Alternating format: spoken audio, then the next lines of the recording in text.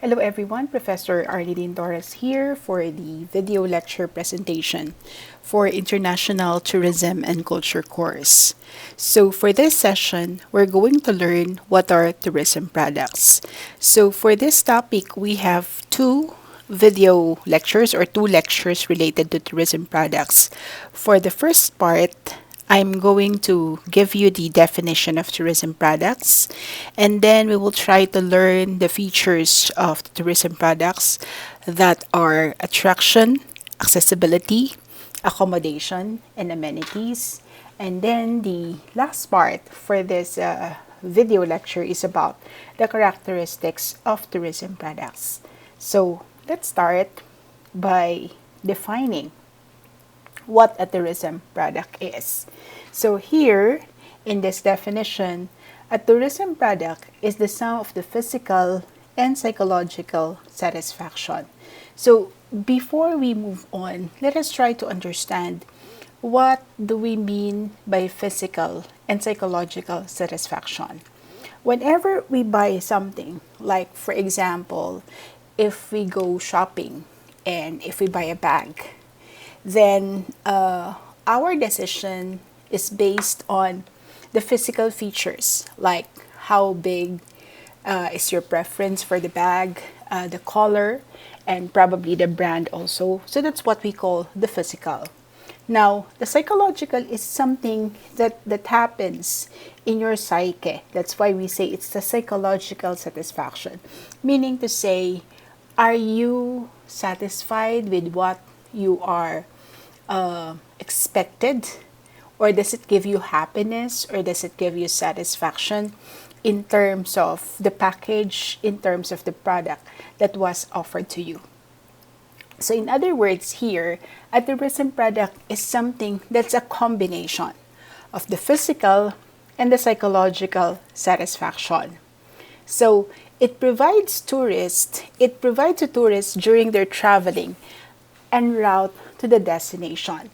Another thing that is unique about tourism product is it's usually not available from where the tourists are, but instead you have to go to the destination for you to avail of the product. Like for example, you see on the photo here like a beach, okay? So if you want to be on the beach, okay, the beach cannot be brought to you, but instead you have to go to that place for you to enjoy the serenity, for you to enjoy the water, for you to enjoy the view of the beach, okay? That's why it says that you have to travel there. So you have to travel there, and that you have to go to the destination for it to be consumed. So that's one characteristic that we're talking about the tourism product. And it also focuses on facilities and services designed to meet the needs of the tourist. So product is something that is composite. When I say composite, it means that it's not only a physical thing, but there are also other things that comes with it. Like for example, you cannot swim not unless there's a swimming pool, right? You cannot swim not unless there's a body of water. So in case of a swimming pool that I have given previously as an example, there should be a facility that will offer it. Like, oh, you feel hot, it's summertime, and you're thinking of a place where you can be refreshed. So there should be a facility that will offer you that one. And then also, services is part of a tourism product. Why do we consider service as part of it? We will not be able to, let's say for example, board a plane properly, because of course the transportation is something that needs to be there when you consume the tourism product, because if it's not there, then how can you access the place? Now, assuming that you're taking a public transportation, okay? So when we talk about public transportation, there is something that there's a person, I would say, there's a person that drives the transportation. So whether be it a conductor, there is someone who will bring you to the destination. And sometimes not only a driver, but there's also someone who assists you, okay, in boarding. Like for example, when you board a plane, there are people who assist you to check in, to I would say not only for you to check in, but even for your baggages to be checked in. There are also people that will assist you in boarding the plane. So the assistance offered to you by this, I would say, service professional is also part of what we say tourist product. And those are put together, okay, the facilities, the services, the physical and the psychological thing to meet the needs of the tourist, okay? So we can see here the tourism product is a little bit complicated. I would say that it's easy to understand if you have experienced it, but even though you have experienced it, if you don't really think deeply on how it goes or how it's served, then there's nothing, okay? There's no understanding about what tourism product is, okay? So moving on, we see very, I would say, beautiful, calm, peaceful products, and this is the beach, okay? So another definition of a tourism product that is more encompassing, or I would say complete, is a definition given to us by the United Nations World Tourism Organization.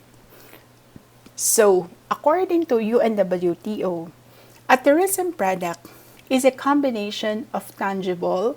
So when we say tangible, it means we see it. It's visible. There are things that showcases what the product is. Like for example, we see the swimming pool, or maybe we see the theme park, okay? And there is also the intangible elements. Intangible is something that is offered, but you cannot see it. However, if you don't see it, you can feel. Like for example, why do you feel different when you are in front of the beach, especially if you're craving for a summer breeze, okay, in front of the beach? So the intangible elements, such as the feeling that you get, and maybe the satisfaction, because of course it cannot be measured unless you look at the face of the person, okay? So that's the intangible element. And it also has the natural. What is natural? Natural is something that is not created. It's something that is part of nature. Like, for example, the sea. Okay? Something also cultural is it's a product that is part of a certain culture.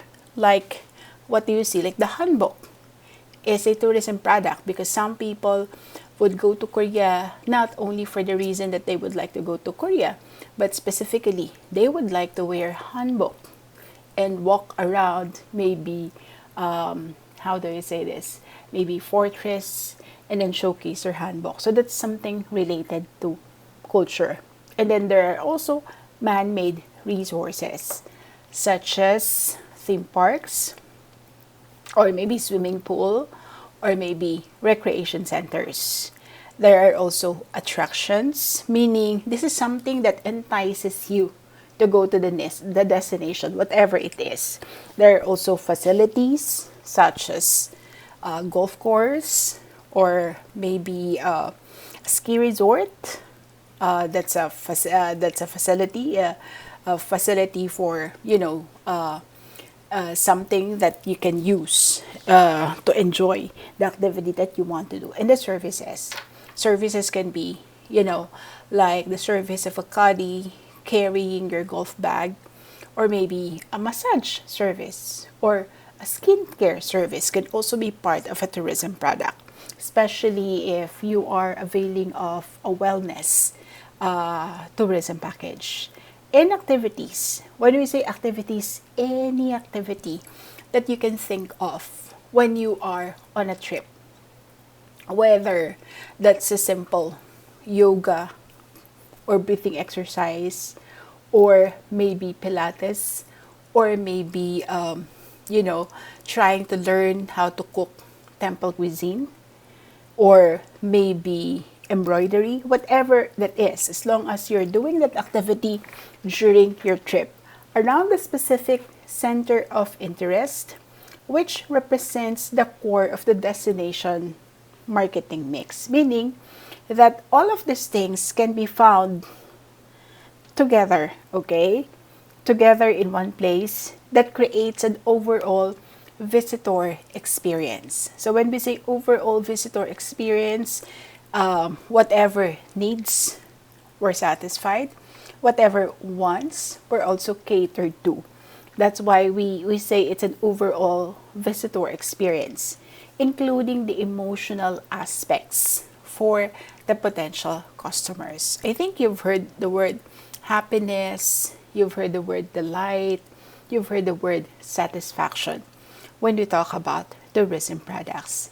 And all of this, all of what we have talked about here, like we say that a tourism product is a combination of tangible and intangible elements such as natural and cultural and man-made resources, attractions, facilities, services, and activities around the specific center of interest, which represents the core of the destination marketing mix and creates an overall visitor experience, including emotional aspects for the potential customers.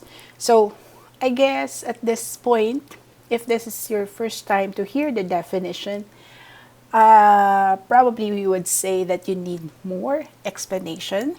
Maybe you need more images to see so that you can have a complete picture of what tourism product is. Okay, so for us to understand, first, we will be looking into what is a composite product. We've mentioned composite product in the previous definition. So when we say composite product, it's a sum total of the country's tourist attractions, transport, and accommodation, and entertainment, which result in customer satisfaction. Meaning to say that before we go to that one, it's something that is offered as a package, okay? As a package because it includes attraction, transportation, accommodation, entertainment, and sometimes even the meals are included. So, for us to understand how is this made up, this composite product, this composite product is supplied by individual providers such as the hotel companies, the airlines, and the travel agencies. So this is just to, show you a picture of who works together. Remember, in the definition of a tourism system, we say that it is an interdependent, right? Do you remember the word interdependent? Interdependent because, and interconnected also, because they are connected. For us to offer the package, there has to be suppliers. There has to be businesses that will join forces in order to offer a product that is complete. Okay? So, let's move on. We will better understand what a tourism product is if we try to, understand the terms, the A's related to a tourism product. And a tourism product can be analyzed in terms of its attraction, accessibility, and accommodation. I guess when we say attraction, that is easy to understand because attraction is something that attracts, something that catches our attention. And here, the attraction is the most important tourism component. So, if you have no purpose, okay, if you have no purpose of going to a destination, you will not pursue your trip. The reason why you go for a trip, it's because there's something that invites you to that place. So, this is the element that gives options to choose one particular destination over the other destination. Like sometimes you have a list of places to visit, like maybe locally you're thinking of going to Busan, or maybe you're thinking of going to Seoul, or maybe you're thinking of going to let's think to Jeju. Okay, so these are the three places. However, it's not possible for you to visit the three places due to time and budget constraint. And so therefore, if you have to choose one, okay, what is that one choice that you will make? And usually your reason for choosing is because of the attraction. Oh, they said Jeju is the Hawaii of Korea. And so, because of that image, because of that, I would say, idea that Jeju is the Hawaii of Korea, that is something that that actually attracts you to visit Jeju, and that's what is attraction is about. Okay, so are you with me?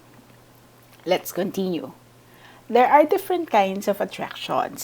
So for us to be more specific and for us to know the different tourism products, let's try to see how do we categorize or what are the categorization of attractions. First is there are attractions that are cultural in nature, meaning to say uh, these are things, okay, that invites you to go to the place. I think you know where this is, right? So people would go to Rome because they are curious. How does a Colosseum looks like? I would like to see the history of Rome, and maybe it will give me a picture of what the history is when I see a part of its history, and that is looking into a cultural icon or into something related to their culture, which is that Colosseum. Another is this is actually a statue of Queen Elizabeth in England. So maybe if we just look at the horse, it doesn't have a meaning. But if we look at what the reason why the statue was built, okay, and it will tell us, oh, this is actually an image of Queen Elizabeth riding a horse. And then it gives us a deeper sense of maybe understanding the culture of England. Okay?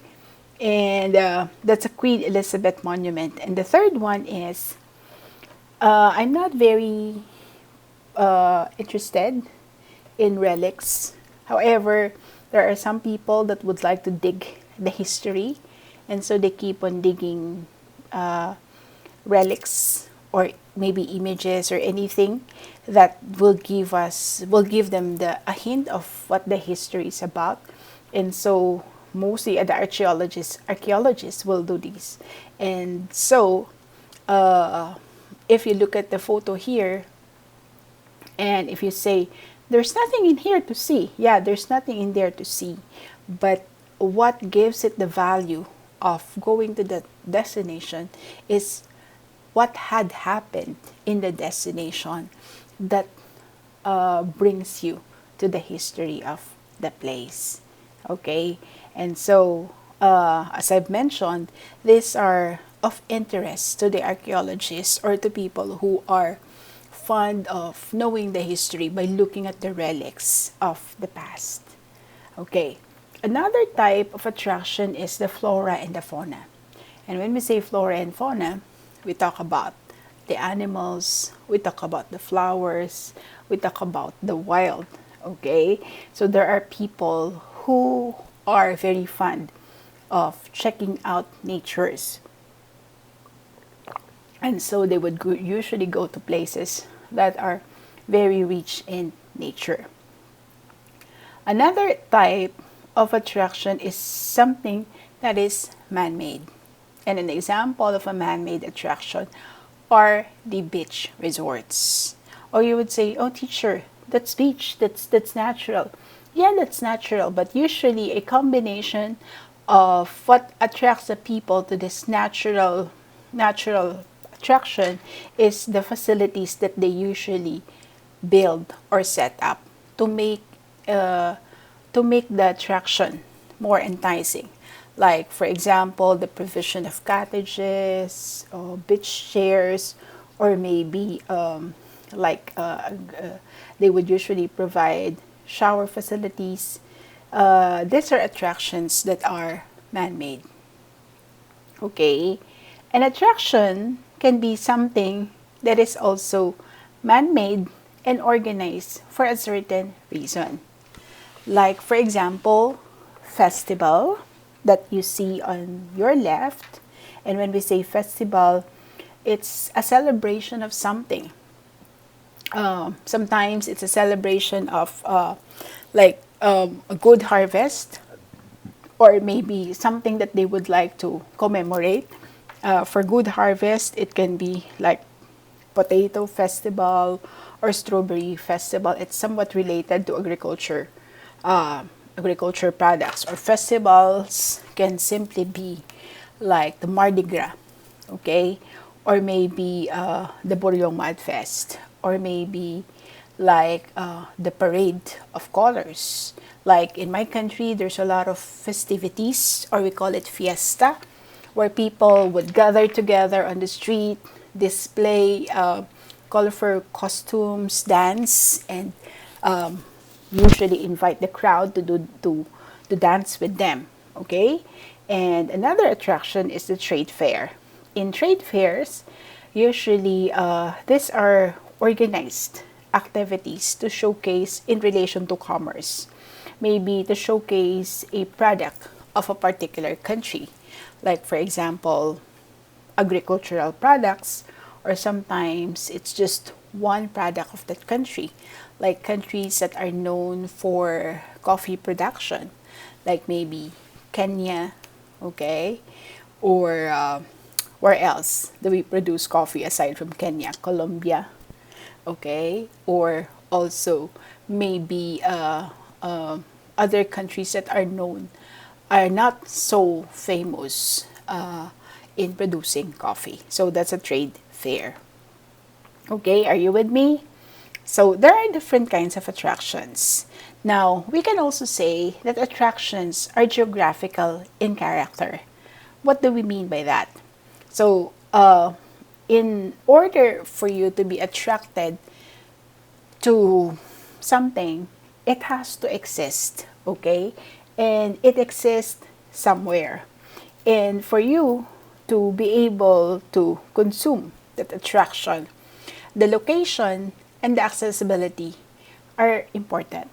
So when we say location, location means that is it something that you can reach, okay? That's also related to accessibility.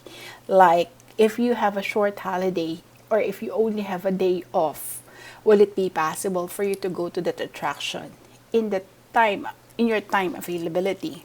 So location is important in such a way that if it's within the time availability of the tourists, then that is possible to be consumed. However, if that's something very far that needs a couple of days traveling, then you usually prepare for a long-term vacation, or you really set the date where you will go to the attraction. And when we say accessibility, it's more on how do we reach the place. Because, like again, in my country, there are so many beautiful islands. The only thing that hinders people to go to these beautiful islands is the inaccessibility, meaning that they know that it exists because there's this survey that was done. However, they don't know how to make it accessible for tourists to be there, unless like there are private islands that are only accessible using private jets or maybe helicopter. So those are two important things when you consider visiting an attraction: the location and the accessibility. Another thing that we consider is the physical space. So the physical space is a component for those who seek the wilderness and solitude. Like maybe you're thinking of, taking a break from a busy city life and going to a place wherein you will enjoy nature, and that the place would be big enough for you to, walk and reflect and be at peace with yourself. However, when you reach there, you found out that the place is full of people. And so, one thing that people or tourists would usually consider is the physical space. Is it something that will give you what you're looking for? That's a psychological thing.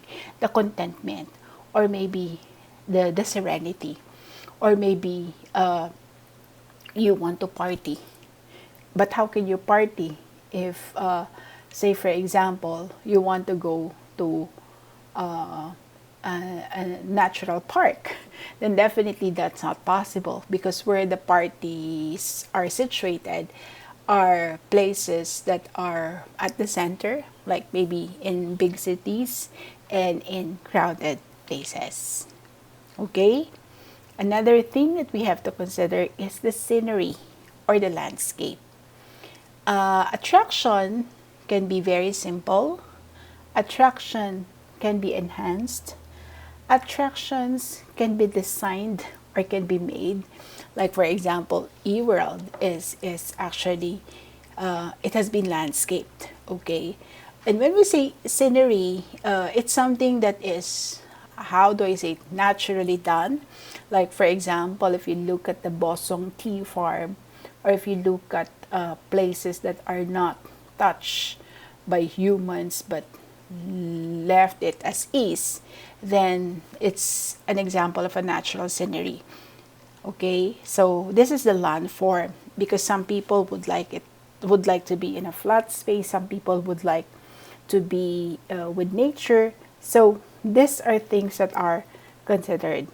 And also, sometimes whenever I ask students taking this class, what do you think is something that we can be proud about Daegu?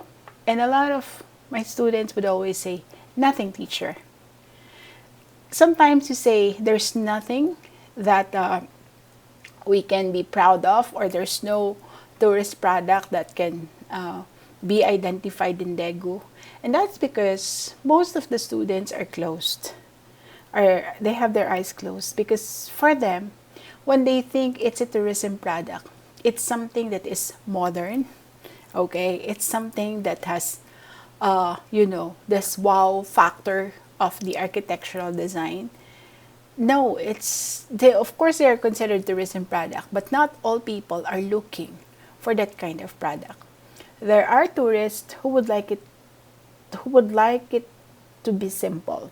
Simple in a sense that, a simple lake or probably a river can already catch the attention of as a group of tourists, or even the vegetation. Like they're happy looking at the apple farm, or maybe helping pick strawberries in a strawberry farm.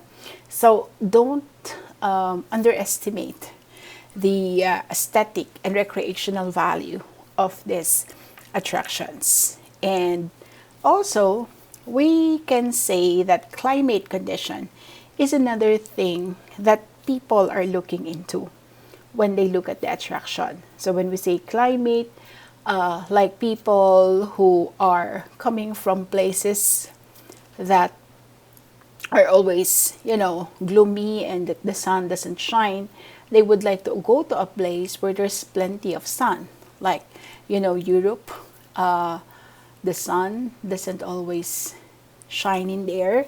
But in Asia, like for example, in Korea, in Philippines, in Malaysia, in the islands in the Pacific, there's always a lot of sun. And this sun, simply the sun, okay, simply that kind of weather, the hot sunny weather, is a kind of attraction to a certain group of people. Temperature. Example of a temperature is the spring and the fall temperature. Not too hot, not too cold, just enough. And together with the temperature is the view or the scenery, like the spring flowers, or maybe the falling of leaves. These are something that catches the attention of people who don't experience those kinds of season. Like again, in my country, we only have the wet and dry, but here in Korea, people are enjoying the four seasons. So these are of special significance. So one last thing. Oh, sorry. One last thing that, not the last thing, but another thing that attracts people to go to is the animal life. Like a group of birds, or maybe a college of fish, okay, or probably game animals together. This is something that attracts them. So we can consider this already an attraction.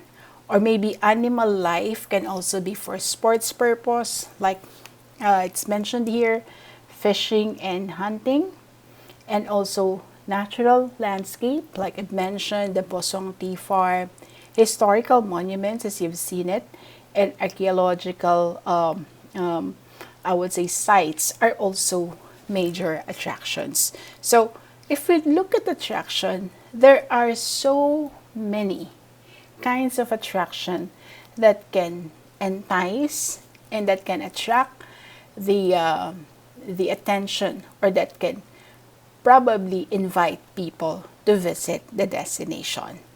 And not only that, there's also the cultural features, like how people live. Like sometimes people are curious how the tourists are curious how tribal people live, and so they would like to look at that community, not only look, but probably to experience how they live their life, especially, if their way of life is something different from what they used to do.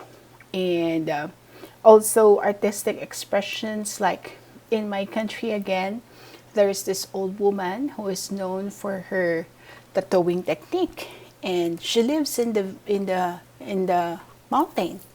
And even though she lives in the mountain village, people would go up to the mountain and see her and have her do the tattoo.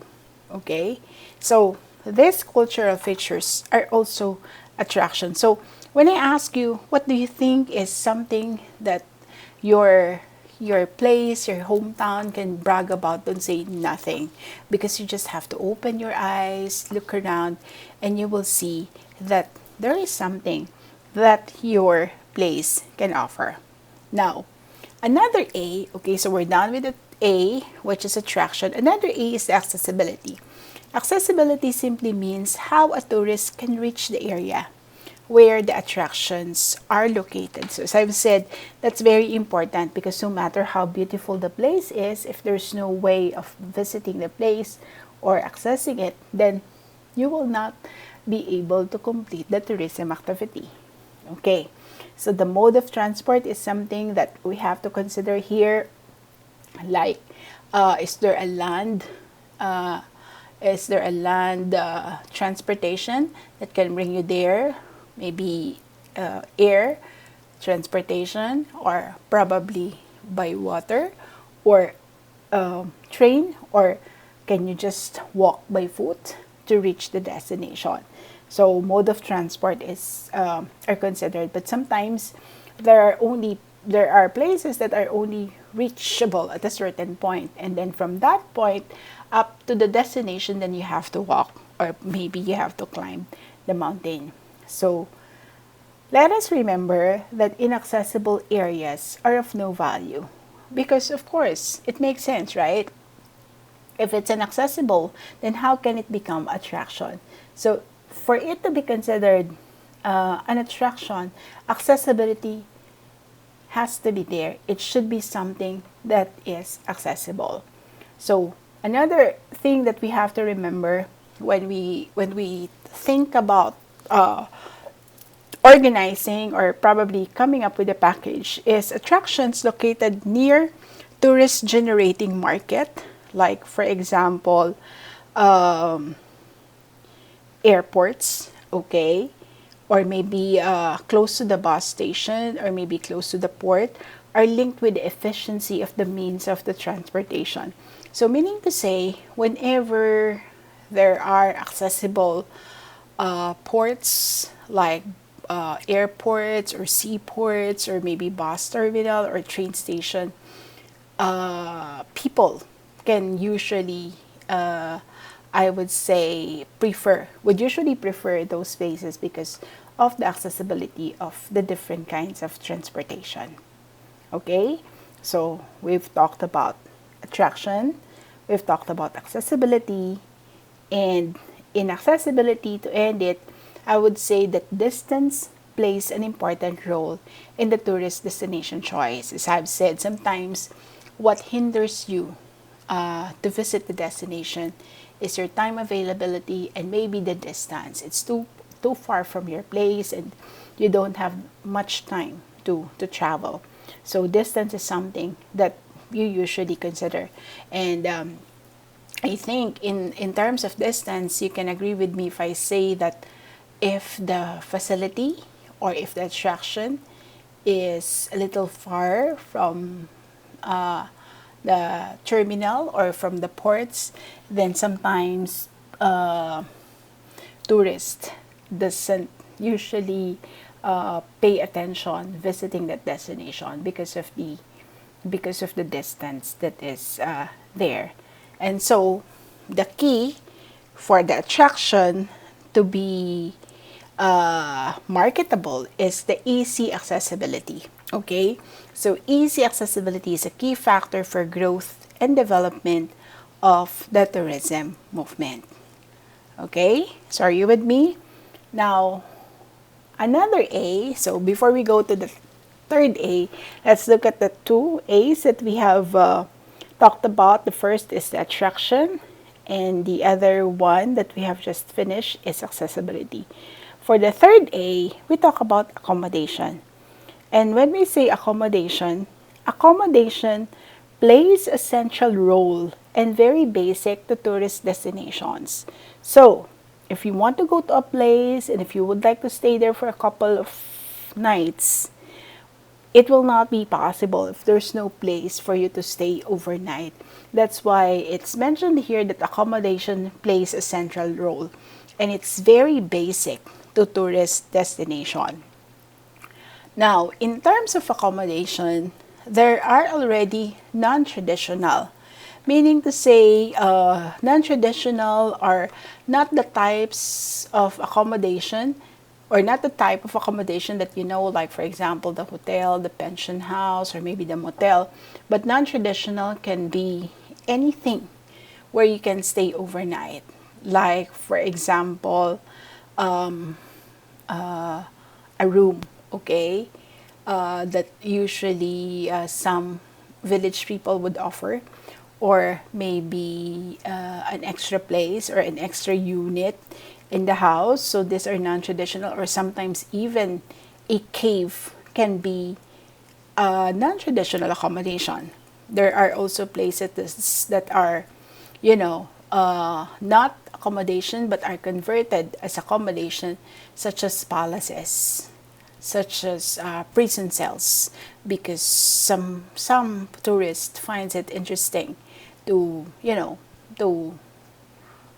to stay in these places. And the informal types are usually those that belong to the Airbnb type. Okay, these are the latest trends. Now, accommodation may in itself be an important tourist attraction, such as when you go to Switzerland, when you go to Belgium or Holland, because it gained a reputation for providing excellent accommodation with good cuisine. Because sometimes places or houses that would offer accommodation or an extra or a room that they can spare the tourist would also be offering breakfast, and that's where the bed and breakfast term originated. So they give you the bed, they give you a place to stay, and then in the morning before you're about to go to where you would like to go, then they usually offer you breakfast. Okay, so that's actually the importance of the accommodation as part of the tourism product. And the last A that we have to know in relation to the tourism product is the amenities. So amenities includes the facilities that are necessary aid to tourist centers. So when I say facility, this is something that completes the enjoyment, something that completes the package. Like I mentioned a while ago, if you will go to a beach and if there's no place for you to probably hide from the sun, or no place for you to rest after swimming, or maybe no place for you to shower after dipping in the water, then sometimes you're not happy with that experience. For your experience to be a total satisfaction, facilities should be present. And when we say in relation to this, there are two types of amenities: amenities that are natural and amenities that are man-made. So when we say amenity, this is something that adds to the satisfaction of a certain of a visitor. Like natural can be, if you look here, the coconut trees. These are natural, how do I say, natural sunshade. Okay, so when you're at the beach and there's no place for you to, no place for you to hide under the sun, then this coconut trees can be a refuge. Or the man-made example are these beach umbrellas and these beach chairs. Okay, so the also amenities can also be other things. These are the other things that they offer that can give you more satisfaction, like the possibility of fishing, or maybe an opportunity for you to trek, or maybe to sunbathe, or probably to just look at the view. Okay, so sandy beaches sheltered from the sunshine, I already mentioned that. So that's why we said that amenity is something that has to be planned, something that's should be part, okay, something that should be part of something that should be part of what a composite tourism product is. So again, I would like to go back because I think I don't have enough time to start talking about the characteristics of tourism product. So I would just like to recap the whole lecture for this time, and end it by giving you a review or a short view of what I talked about in this video lecture. So first, we look into what a tourism product is, and we have several definitions of tourism product.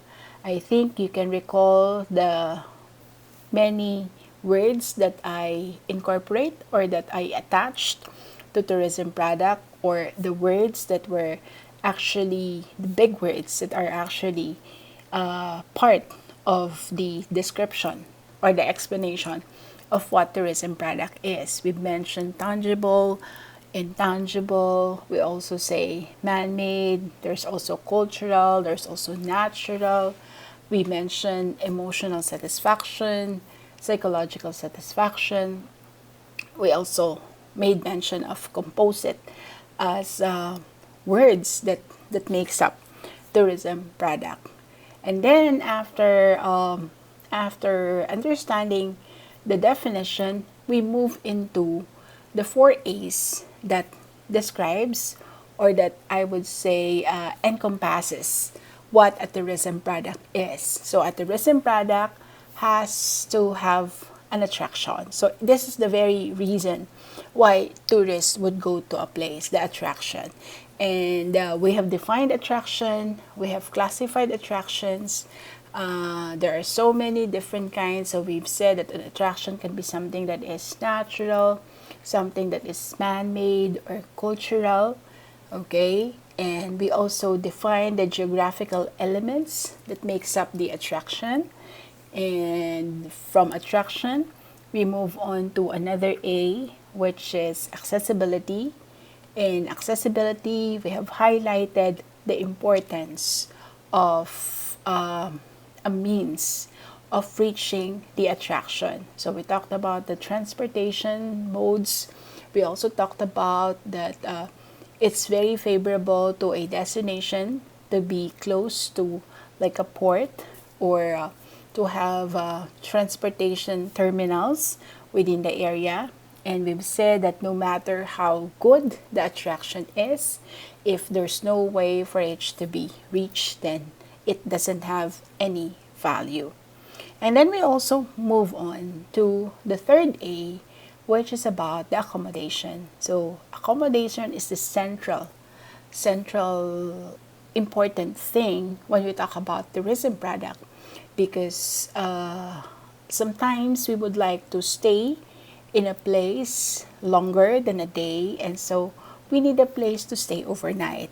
And that's where the different kinds of accommodation would get into.